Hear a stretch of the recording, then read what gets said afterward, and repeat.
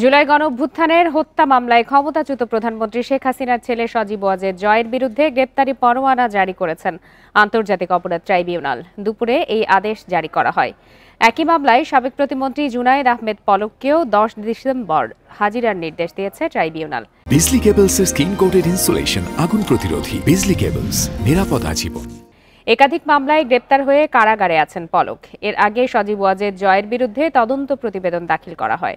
পাশাপাশি সাবেক আইনমন্ত্রী আনিসুল হক, সাবেক প্রধানমন্ত্রী, বেসরকারি শিল্প ও বিনিয়োগ উপদেষ্টা সালমান এফ রহমান এবং সাবেক প্রতিমন্ত্রী জুনায়েদ আহমেদ পলকের বিরুদ্ধেও তদন্ত প্রতিবেদন দাখিল করা হয়। প্রসিকিউশন বলছে, ইন্টারনেট বন্ধ করে পরিকল্পিতভাবে হত্যাকাণ্ডে সহায়তা করা হয়।